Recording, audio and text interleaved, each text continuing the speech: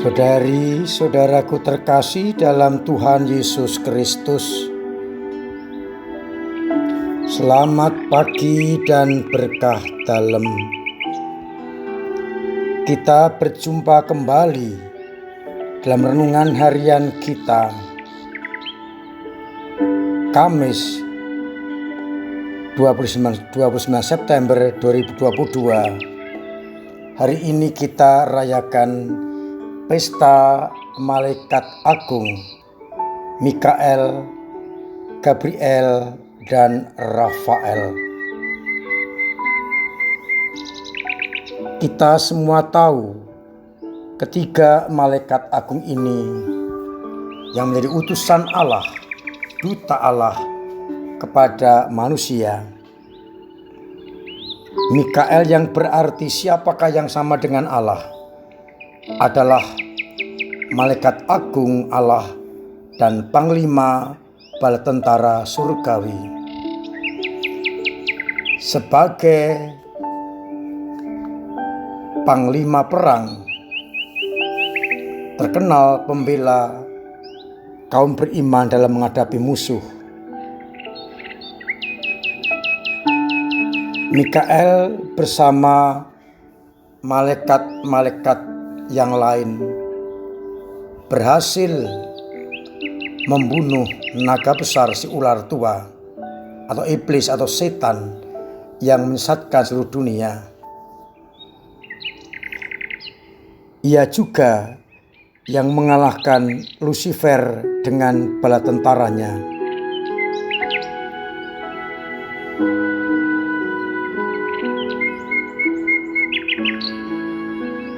Kita bersyukur karena Mikael melindungi kita dari serangan-serangan setan.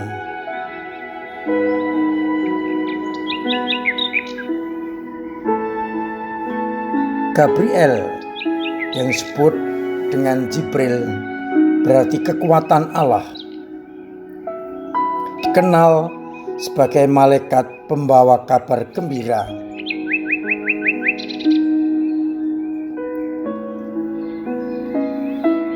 Banyak kisah mengenai Gabriel ini,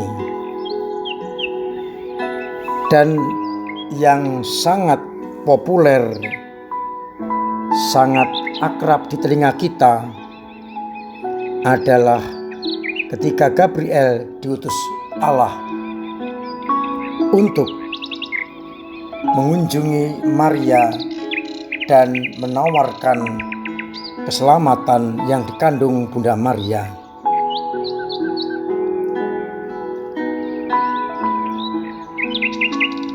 Rafael berarti tabib Allah atau Tuhan yang menyembuhkan. Dalam perjanjian lama kita kenal bagaimana Rafael, teman seperjalanan Tobia, menyembuhkan Tobias dari kebutaannya dan membebaskan Sarah putri Raguel dari gangguan roh jahat. Rafael dikenal sebagai penyembuh atau tabib Allah. Lebih-lebih kelemahan-kelemahan jiwa manusia yang disebabkan oleh godaan setan. Ketiga-tiganya menjadi perpanjangan tangan Allah sendiri. Bacaan-bacaan yang kita dengarkan semuanya berbicara mengenai malaikat. Daniel melihat penglihatan bagaimana sang raja dilayani oleh para malaikat. Anak manusia diberi kekuasaan. Para malaikat menyembah. Demikian pada Injil Nikodemus diberi pengajaran oleh Yesus. Ia akan melihat langit terbuka dan malaikat-malaikat Allah turun naik kepada anak manusia. Saudari-saudaraku terkasih dalam Kristus, para malaikat atau malak dikenal sebagai utusan Allah, duta Allah kepada manusia. Mengapa? Karena pada perjanjian lama Allah dipahami sebagai yang jauh, yang tinggi, yang tak terselami. Maka orang tidak bisa bertemu muka dengan Allah. Kalau bertemu, mereka mengatakan, celakalah aku. Maka Allah menghampiri manusia, berbicara dengan manusia lewat para malaikat.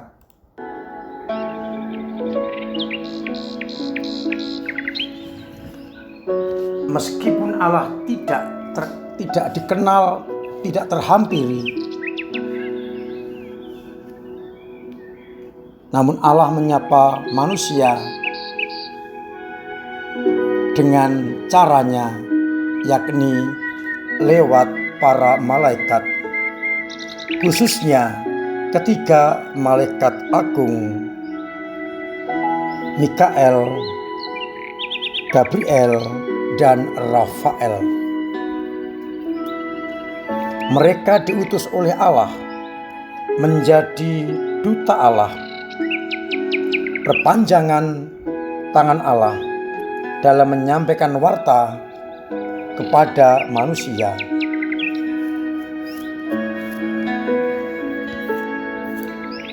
Sehingga umat manusia bisa mengenal, mengerti kehendak Allah tanpa harus celaka. Selain itu, malaikat agung juga melindungi kita dari serangan dan godaan roh jahat.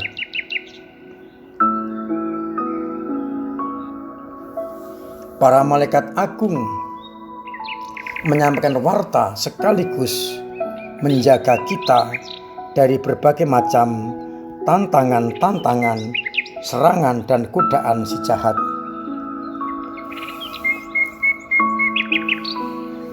Yang menjadi persoalan adalah kadang kita tidak mau mendengarkan gerakan, bisikan, tuntunan malaikat-malaikat itu.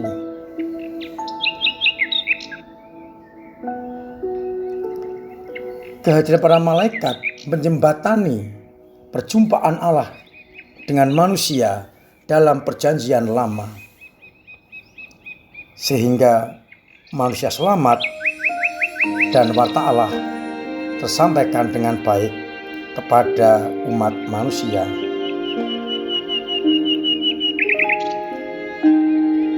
Ketika malaikat menyampaikan warta gembira, menjaga kita dari serangan iblis dan menyembuhkan penyakit-penyakit kita. Kalau kita sekarang menjadi anak-anak Allah, tugas kita juga menjadi duta dari Allah sendiri kepada dunia. Dengan cara kita masing-masing, kita sampaikan warta sukacita.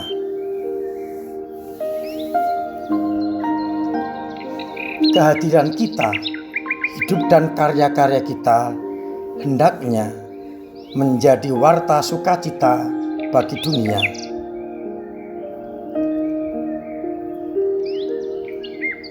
Hidup dan karya-karya kita selain menjadi kabar sukacita, hendaknya kita mampu untuk berani memerangi, menghadapi serangan-serangan iblis agar kita tetap layak menjadi anak-anaknya. Jangan sampai dunia dikuasai oleh iblis. Maka kita harus berani menjadi panglima perang Tuhan bagi dosa dan kejahatan dunia lewat hidup dan karya-karya kita. Dan yang ketiga, kita harus menjadi tabib perlindungan bagi orang-orang dari dosa dan penyakit dosa itu sendiri, agar kita berani untuk membawa orang kembali dalam pertobatan menuju kepada Allah sendiri. Sehingga peran malaikat Mikael, Gabriel dan Rafael kita jalankan pada kehidupan kita konkret sekarang ini, agar akhirnya pesan-pesan Tuhan sampai kepada dunia. Semoga kita mampu mendengarkan, mengikuti bimbingan malaikat Tuhan, dan kita mampu juga membawa pesan mereka kepada dunia. Tuhan memberkati kita sekalian. Amin.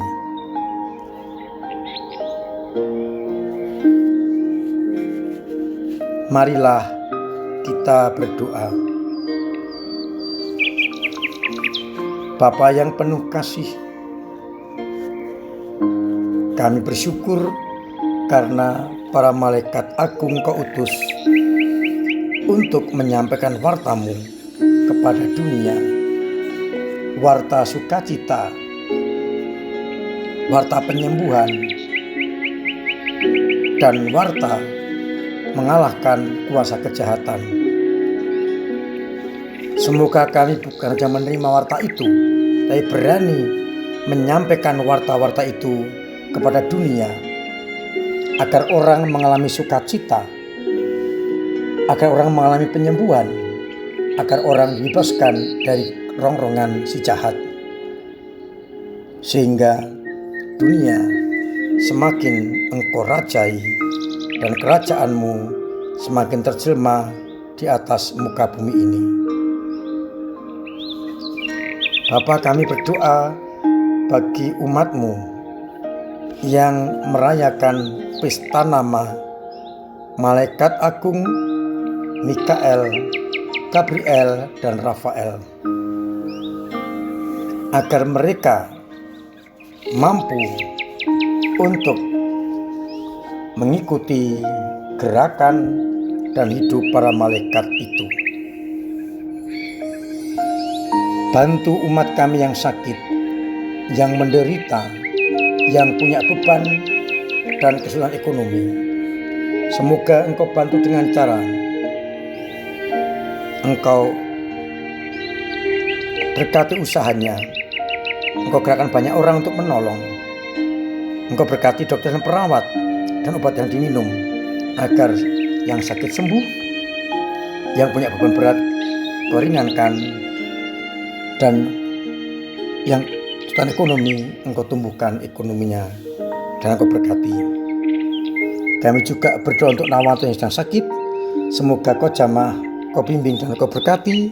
Lebih-lebih Kau angkat penyakitnya dan bolehlah sembuh seperti sedia kala. Dan semoga akhirnya Engkau memberkati kami semua, Bapa dan Putra dan Roh Kudus. Amin. Saudari-saudaraku terkasih dalam Kristus, tetap saya ingatkan agar kita semua mematuhi protokol kesehatan, memperkuat imun, hidup sehat, dan vaksinasi booster, agar kita terbebas dari virus corona dan tetap sehat. Saya juga mengajak kita semua untuk terus ambil bagian dalam karya pelayanan gereja sebagai prodiakon, ketua lingkungan, kabit-kabit, tim-tim pelayanan, sehingga gereja kita sungguh berkembang.